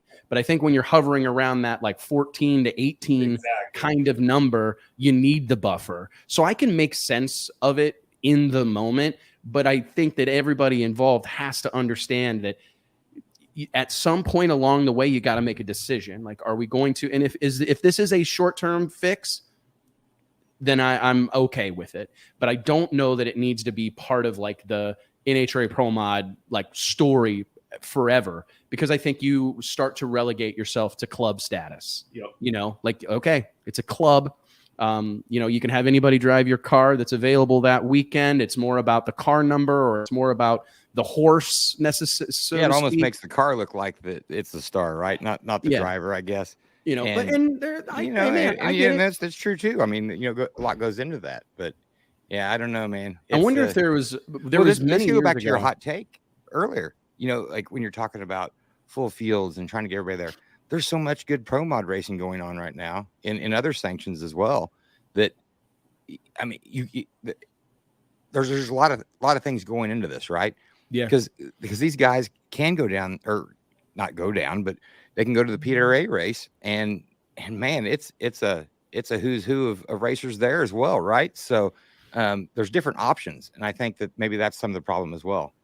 Oh, for sure. I mean, I don't think there's ever been more high quality places to race a pro mod car than there is right now. Like, that's the proof. I mean, there's been like significant things within, over the course of time, but as far as like great places to go race, like you go talk to any of the people that showed up at the last Midwest Drag Racing Series event and race pro mod, and they're tickled pink. Great competition, fast cars, good tech, organized. NMCA, I think, has a really significant track record of success. You got Northeast Outlaw Pro Mod celebrating like their 30th season. There's all these local, kind of track specific events that exist. You have some big marquee events, Yellow Bullet Nationals, World Series of Pro Mod. I mean, there's a lot of places to run these cars, So to your point, T, that has definitely contributed. And I think the rising, all of those other things that we just talked about are more significant perhaps than they've ever been. I mean, like PDRA, 10th season, they've stood the test of time. It feels like that deal has really, it's taken a while, right? But it's got some, they had a good, in my opinion, a good turnout of fans this past weekend in Maryland, over 300 some odd cars, 340 cars. I mean, there's something significant happening there, in my opinion. For sure. But I feel like it's family over there too. We've heard it a million times. Yeah, there's no doubt. No, I mean, and I think that's what they've got what you guys have to kind of continue to work at, is how do you cater to the needs of your group, of this group of people? How do you cater to the needs of your target market while not sacrificing like the integrity of what you're doing, you know, and it's a delicate dance, and man. sometimes you got to dig back into some of the stuff we talked about earlier outside of NHRA, before NHRA, to understand what that looks like. Right. And how do you appease your customer without sacrificing competition? And it's a very tough balance to have, but I think just some grassroots methods to that approach go a long way. And I think that's a lot of what we've done in recent years and months, is take that more grassroots approach to things at a more face value level. And it has gone a tremendous way to make the customer feel more welcome, like we want them there, because we do want them there. We want as many of the fastest pro mods in the country as we can get. Absolutely. And we want them to feel like they're wanted and they're part of the show, because they are, because they put on a tremendous show. Mm-hmm. And I think a lot of what you said, Wes, with some of the other organizations helps our organization too, because when the level of car in the country is rising as a whole, it just makes it that much easier for the grassroots team to be able to jump over and play in this ball field, because they feel like they have the equipment to be able to. And that's because they need that equipment wherever they go. Yep. Yeah, you make a great point there as well, man. I mean, and I do feel like a high tide lifts all boats. Like, what's good for all these other sanctioned in series is absolutely good for the NHRA, because more people drag racing, more people racing high quality equipment. There's no doubt. I mean, it's good for our industry across the board, and I think that's the delicate balance. So I remember many years ago there was rumblings, or there was some discussion about the NHRA Pro Mod Series switching to kind of like a divisional deal where you claim 8 race, there's a 10 race schedule, you claim 8 of them, you can not claim 2 of them, and that's what they determine the championship on. But I vividly remember being in this meeting. I don't know why I was in this meeting. I find myself in a lot of meetings I probably don't belong in, but I'm in this meeting, and this gets proposed to the group, and it's like, hey man, what if next year, to kind of preserve car counts, make this thing, some of these races, people don't like racing in the summer or miss this event or whatever. What if we switch to like claim 8 races? You have 2 that you can punt on or not count, whatever. And the conversation quickly became, are we professional racers or not? Yeah.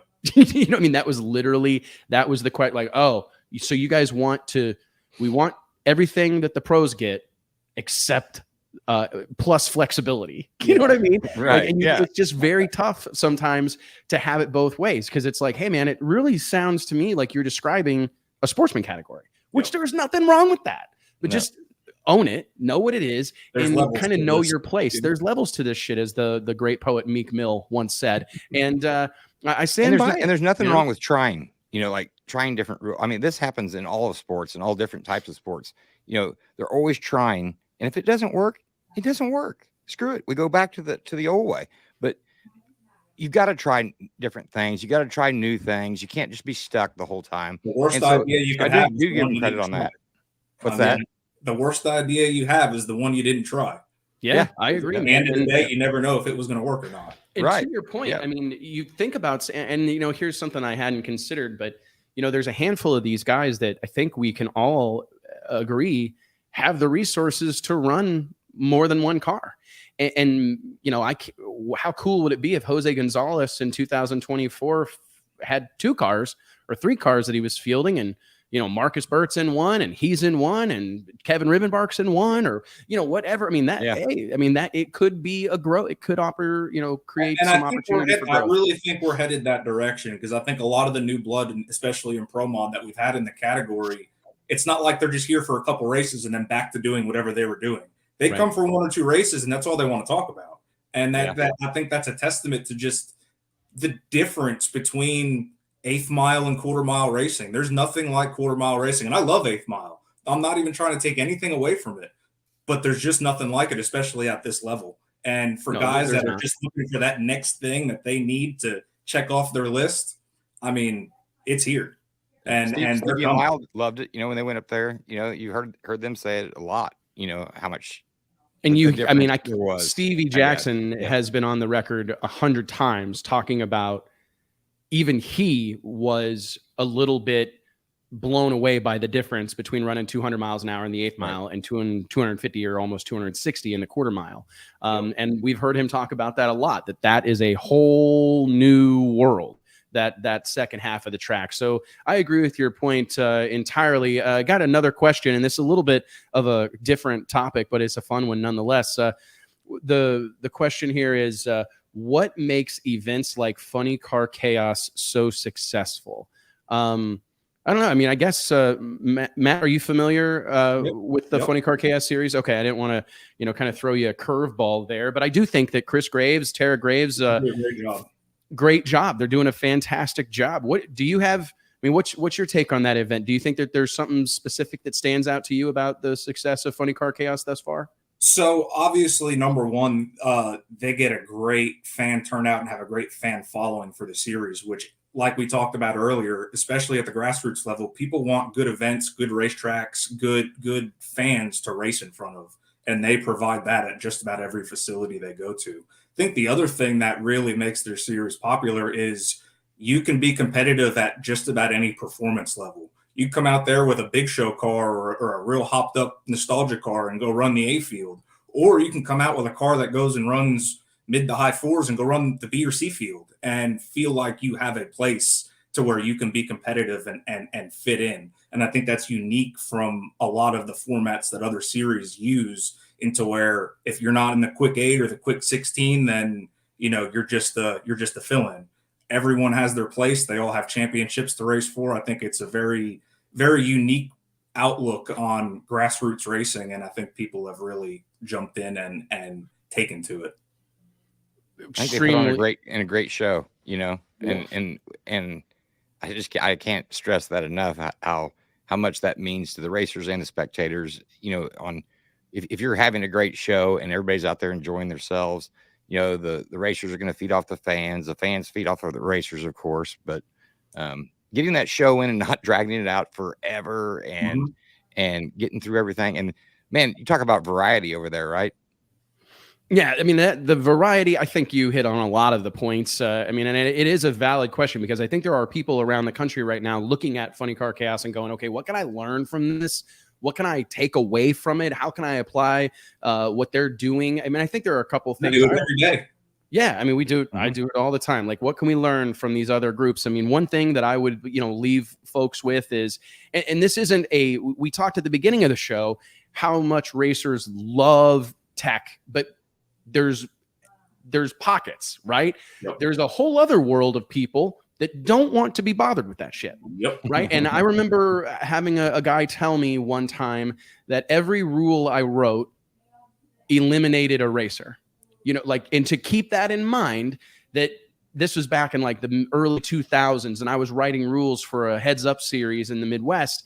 And a friend of mine was kind of working with me and mentoring me on these rules. And he just said, keep that in mind, that every time you add a line item, when it goes number 1, number 2, number 3, you run the distinct risk of ruling someone out, and to be mindful of that as you add rules. And I think what Funny Car Chaos has really latched onto is minimal rules. I mean, they have minimal tech performance restricting rules. So you can go there and run, to your point, any sort of combination. You're not limited to a very structured rule set as how to get here. They have safety rules they follow, of course, but beyond that, I mean, man, get in where you fit in. To your point, Matt, I mean, you can either show up with a legit big show funny car, which we've seen happen. Del Worsham showed up down here at the Motorplex a couple of years ago. I mean, those things happen.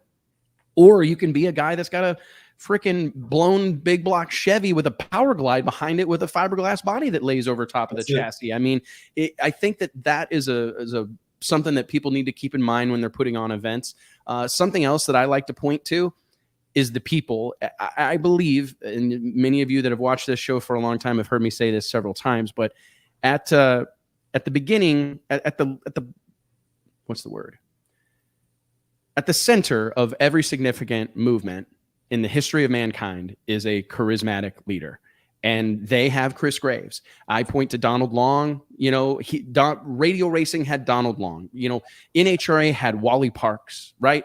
I mean, there's always someone that's waving the flag, that's driving the bus. And I look at funny car racing right now. Chris Graves single-handedly has made it fashionable to have a funny car. Yeah. I mean, I know Or just anything on Nitro. Yeah, anything on Nitro. I mean, and I think that ship had sailed prior to him. I mean, prior to him showing up and putting on, and you hit a lot of other points, like they go to good tracks, but they are small tracks. They know their audience. They know how to go to facilities that they can fill. They can bring a big event vibe to a small facility. And it's the classic big wedding, small church mentality that we believe in wholeheartedly here at Drag Illustrated. But they do a great job of making it fashionable. And Chris has gotten out in front of it. He's done all the PR and he's put himself out there and he's told the story and he's given the song and dance. And I mean, he's done it consistently over time and people are following him. That's what's happening. Like, it's not funny car chaos, in my opinion. It's not Mocan. It's not, these tracks that he's going to specific. It's Chris Graves. He's a special guy that has a genuine, not fake, not manufactured. It's not a character. Like, he really loves this shit. Yep. And that's why all of this, that's the difference, man. I mean, that is really when the magic happens, because you see other promoters that like turn on their shtick, right? Like, I'm going to be this version of myself or whatever. No one has to wonder how I feel about Pro Mod, no matter what day of the week it is, or drag racing in general. No one has to wonder how passionate or excited I am about World Series or Pro Mod, because it never wavers. Chris Graves is very similar to that. And I think he personally is responsible for that movement. I know guys, like I was getting ready to say, that have sold their door cars, sold their dragster to go buy a funny car because they want to be a part of that deal. He's doing a fantastic job. To your point about fanfare, getting people in these tracks, however you've got to do it, affordable tickets, free tickets, giveaways, discounts, pay to park, however you've got to do it, you can eliminate a whole lot of your trouble if you have fans in the stands. Because that's what everybody drag racing wants to race in front of a crowd. They just do. And if you can provide that, you probably they'll stop bitching about the schedule. You know what I'm saying? Like, if your racers are complaining about something, pack the place and they'll stop. You know what I mean? Because really what they do, in my opinion, racers by and large will like fill that void with frustration, right? But if the place is packed and they can't get to their car and they can't get to the staging lanes, you would be surprised. It's a good problem. And they sure like that. I mean, let's not forget that there's a whole lot of ego at play out here. None of us are bashful about it, right? And a big feeder of the ego is fans in the stands. And I think that they've done a successful job. Funny Car Chaos has done a fantastic job of getting people out to these races with real deal ground level promoting, not posting on Facebook that they're having a race, but getting engaged in communities, ground and pound, going to the same tracks over. I just had this conversation. I think it was yesterday. I mean, social media is great. Facebook advertising is great. And anything you could do digitally is great. But ground and pound promotion never stopped working. Putting the pamphlets in the stores, having a mailing list, having a phone list, having the things where you got to get out there and put it in front of people. It never stopped working. And it's one of the things for my stuff that I always have and will continue to do, because people stopped doing it. And I don't know why.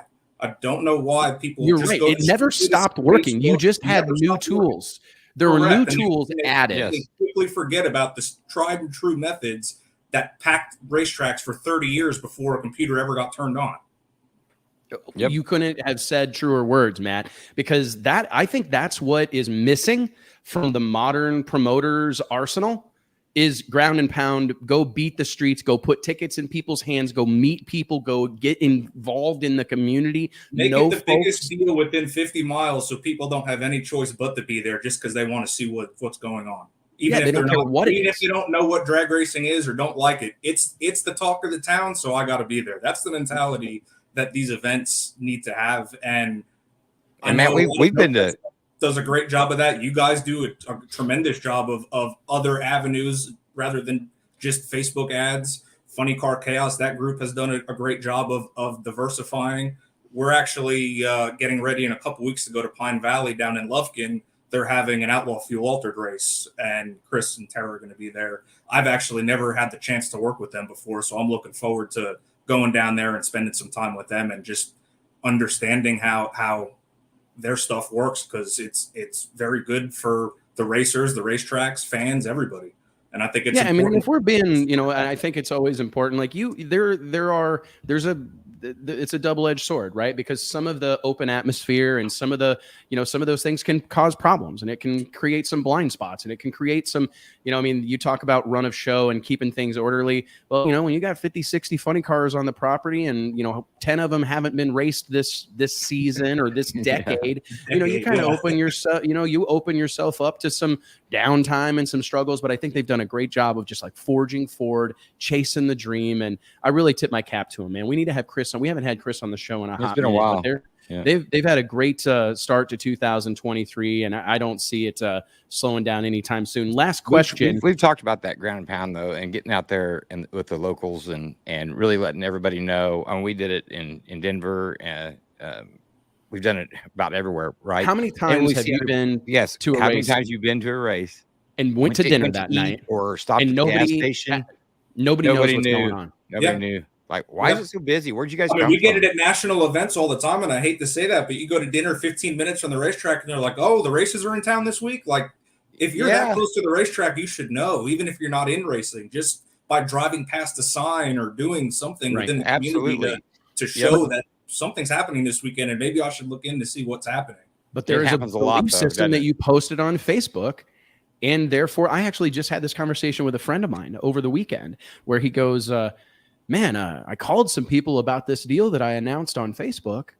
I put an announcement on Facebook, you know, and I called some folks and they had no idea what I was talking about. Yeah, on the business page, so 0.04% saw it. You know what I mean? Yeah, and he goes, that, right? I guess a guy's got to realize that posting on Facebook doesn't mean that everybody knows, you know? And I said, man, it's a lost art. You'd be blown away. And that's, I tell you what, and not to use this as an opportunity to point to something that we're doing, but there are still people today, whenever I tell them that like our primary business is printing and mailing a magazine, they look at me like they want to offer their condolences. You know what I mean? They're like, oh, you're in the magazine business? And it's like, hey, man, our circulation's higher than it's ever been. Yeah. You know what I mean? Like we have a targeted audience, and we have delivered a message to them consistently for almost 20 years. Right. So like when the internet came along, we didn't stop printing the magazine. That was just the next thing we added on. And then when like email, you know, we just kept adding things, but we didn't stop doing those other things. The show was something we added. Email, our crew chief daily, it's something we added.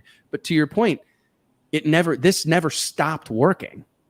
Right. It's just another part of the mix now. And it is about any time I see an event that's poorly attended, I point to that. No ground and pound effort. There was no, I mean, you can post on Facebook, you can buy the ads, you can do all those things, but you really got to go. Like you said, too, just being able to go back to the same racetrack. I mean, I could speak for Bounty Hunters and Winter Meltdown both. They're on the same weekend every year at the same track every year. And when you have that consistency built in, it's not hard to pick up where you left off the previous year and get everybody back, plus whatever else you can round up.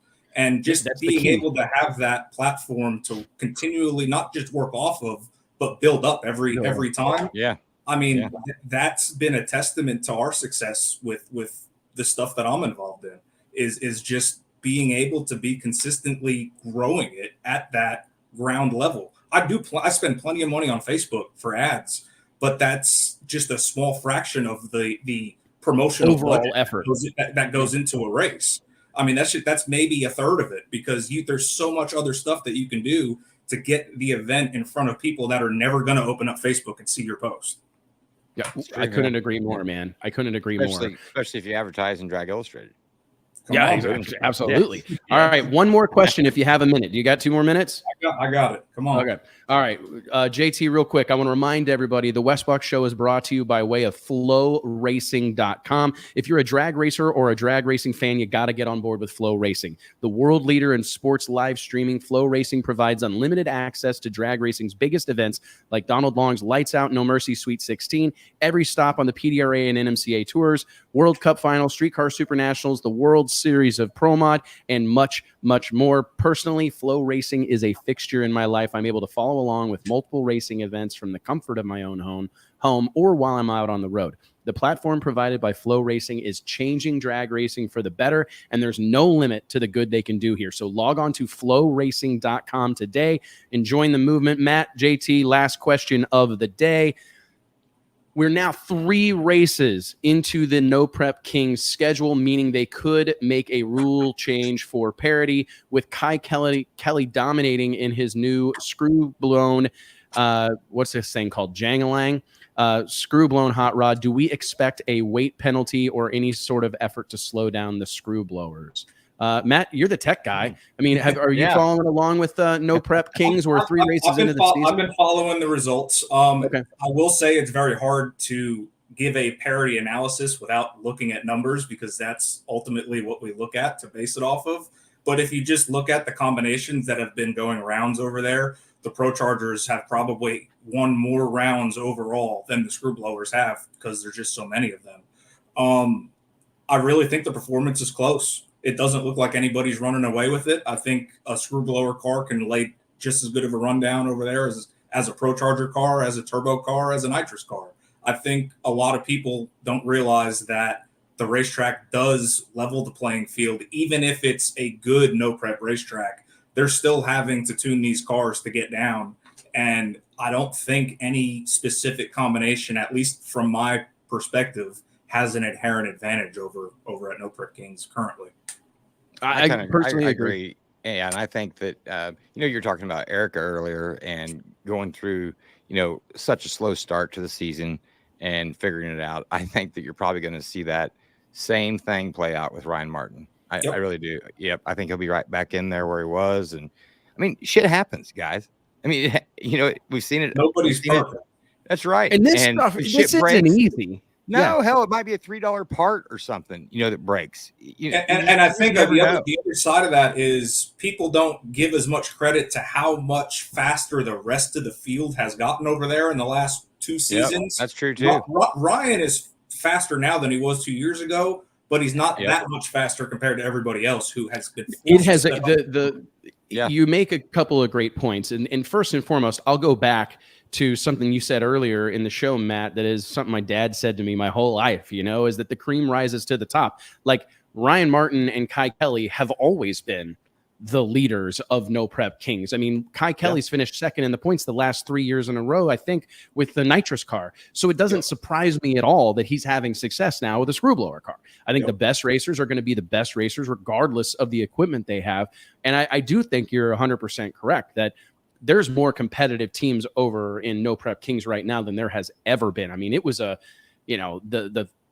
there was a real stark contrast, a real big gap between the haves and the have-nots over there. I mean, it was a back half car that my brother-in-law built, with a twin turbo big block Chevy in it versus Ryan Martin. You know what I mean? Like it was that far apart. Well, now everybody's got the latest, greatest Hemi stuff. Everybody's got the screw blow. Everybody's got a ProCharger or a killer nitrous deal. Everybody's got the latest, greatest stuff.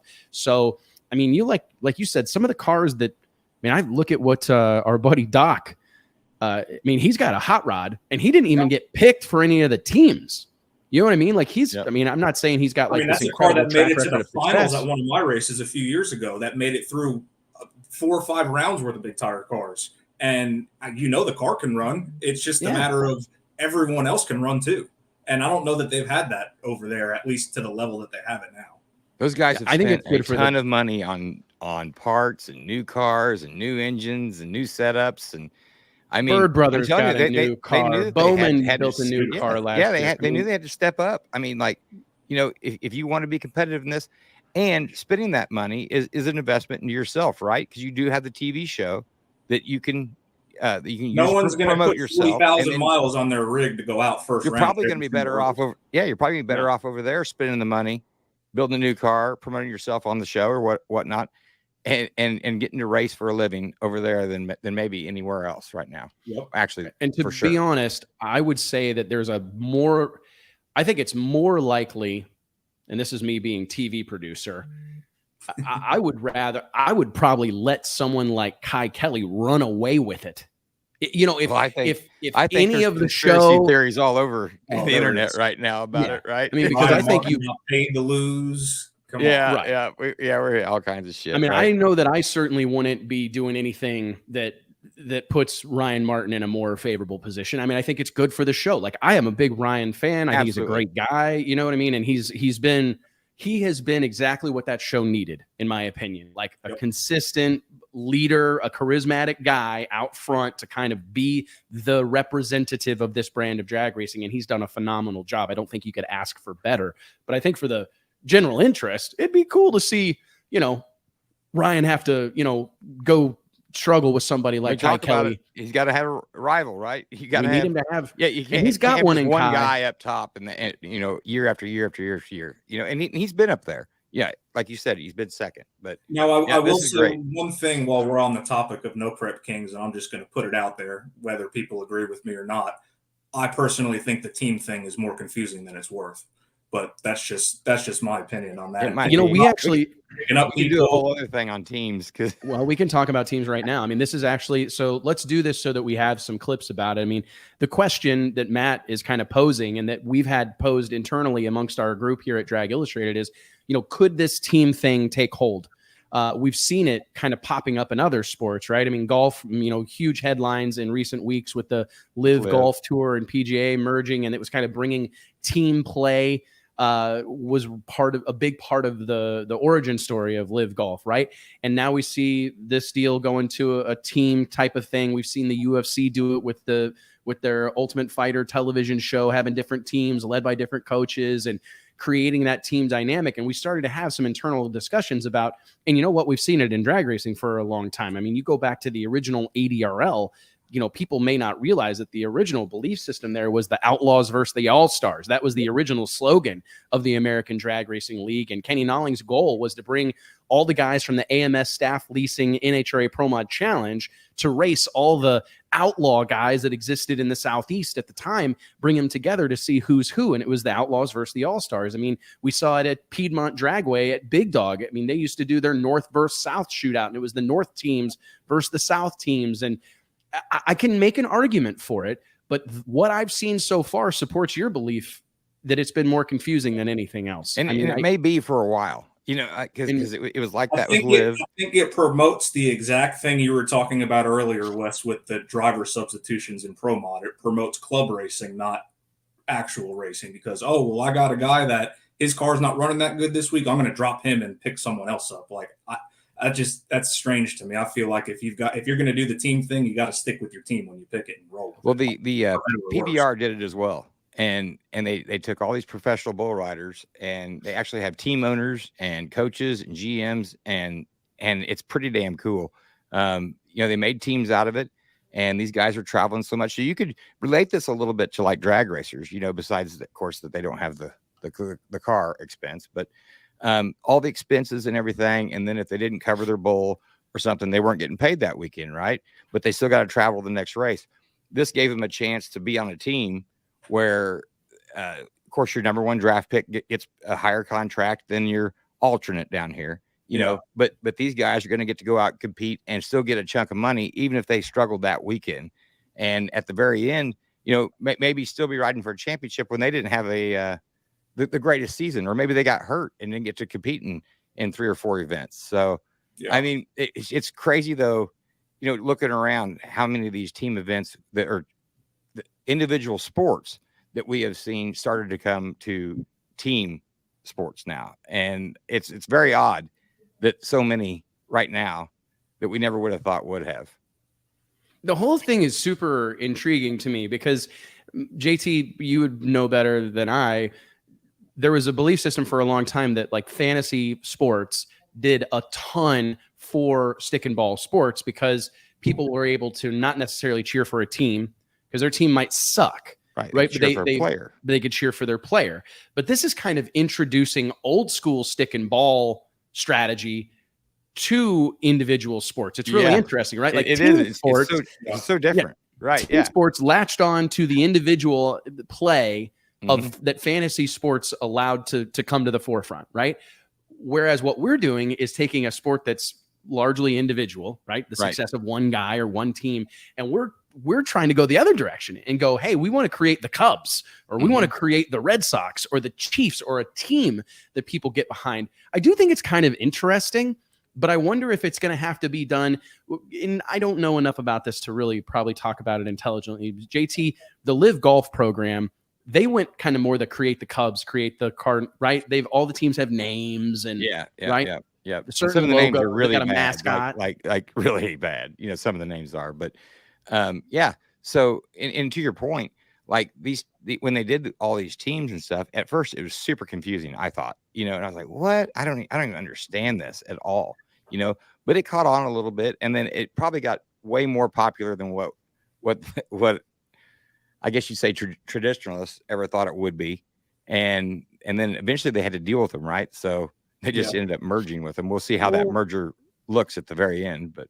So what are so there's let me see here. So in the Live Golf League, this is probably dated, but just bear with me here. There's 12 teams apparently. There's the Aces and So I was going to read these. Some of the team names are just, they're absolutely awful, dude. The Range Goats. I kind of like that one. Bubba Watson's Range Goats. We got Ripper GC replacing Punch GC. So my point on this is, I wonder if the play is to say that there are going to be 8 team charters available or 12 team charters, and it had to be like you're saying, like the PBR did. I wonder if it just needs, whenever it really arrives in drag racing, or if it arrives at a different level or a more significant level, perhaps.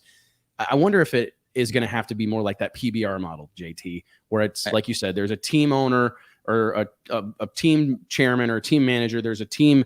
I could see there being like a team crew chief. You know what I mean? That's overseeing, helping all these teams. I kind of like some of it, Matt. I mean, can you get on board with any of it at all, or are you saying get on board with it if there was more structure? Yeah.